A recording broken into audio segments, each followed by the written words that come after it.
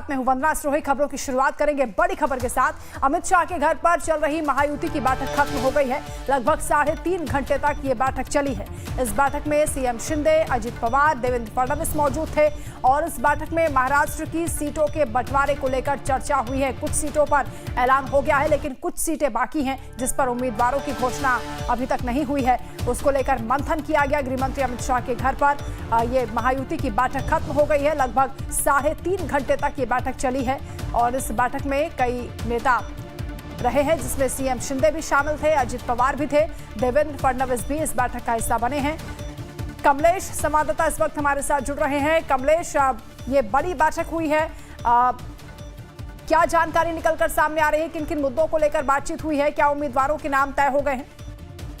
देखिए, उम्मीदवारों के नाम तो पहले ही अपने पार्टियों ने जारी कर दिए थे। 99 बीजेपी की ओर से, लगभग 36 शिवसेना की ओर से जारी कर दिए गए और ये तय किया गया 155 सीटें जिन पर बीजेपी लड़ेगी, बाकी जो 80-85 शिवसेना लड़ेगी, ये तय किया गया। अमित शाह ने खास निर्देश दिया है कि जो पार्टियां बीजेपी हो, शिवसेना हो या अजित पवार गुट हो, बागियों को लड़ने से रोकें। अगर टीट अनाउंसमेंट के बाद जो बागी खड़े होंगे उनसे नुकसान हो सकता है, इसलिए सभी पार्टियां जो बागी खड़े होते हैं उनको बनाने की कोशिश करें और बागी के खड़े होने से जो नुकसान होगा उसकी भरपाई के लिए खास निर्देश दिया है।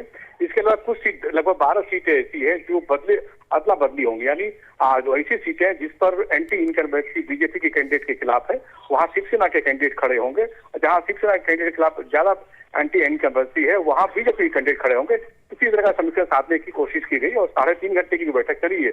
उसमें लगभग 12 सीटें ऐसे हैं जो अदला बदली होगी तीनों पार्टियों के बीच।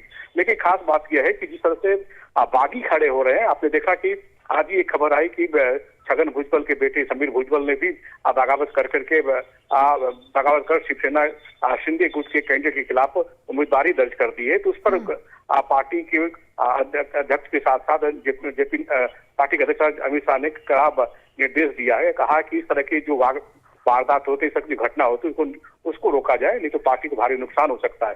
अब कुछ ही देर के बाद, हालांकि जो सीट की अदला बदली होगी उसका अनाउंसमेंट महाराष्ट्र में होगा, लेकिन अमित शाह चाहते हैं कि किसी प्रकार से किसी भी पार्टी को नुकसान, किसी भी दल को नुकसान ना हो और जितना भी डैमेज कंट्रोल हो बागियों के खड़े होने से, उसको कम से कम किया जाए। इसलिए 3.5 घंटे की वार्तापत्ति में जो सुनील तटकरे हैं, जो एनसीपी अजित पवार गुट के अध्यक्ष महाराष्ट्र के, उनको ही बुलाया गया था।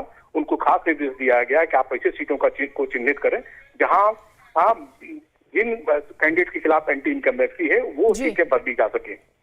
जी, बहुत शुक्रिया कमलेश आपका तमाम जानकारी के लिए।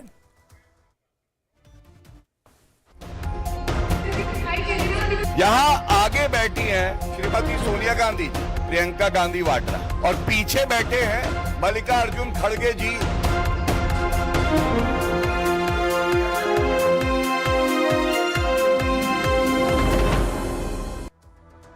अब बात करेंगे प्रियंका गांधी के नॉमिनेशन को लेकर, क्योंकि बीजेपी हमलावर है।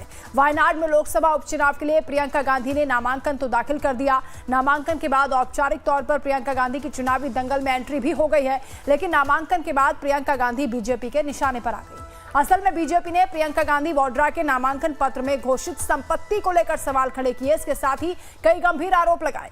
बीजेपी के राष्ट्रीय प्रवक्ता गौरव भाटिया ने इसे लेकर भ्रष्टाचार के साथ ही रॉबर्ट वाड्रा की संपत्ति पर भी सवाल उठाए। गौरव भाटिया ने कहा कि प्रियंका गांधी ने हलफनामे में कुल संपत्ति का खुलासा नहीं किया है। गौरव भाटिया ने भी कहा कि सुप्रीम कोर्ट